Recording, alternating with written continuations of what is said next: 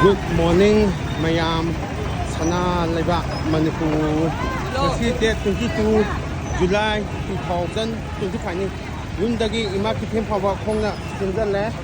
Jana bisu lai giduni. Mayam khong anigi bathokse tawhansipo.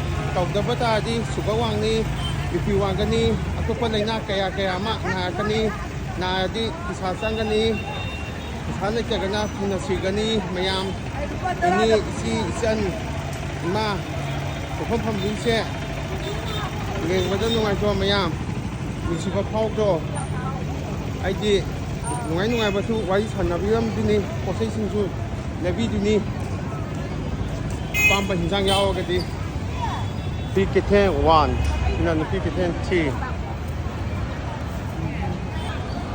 ai khabini jinga tani hang jinga tani yungchak matanda yungchak ata oidini swa jaga jo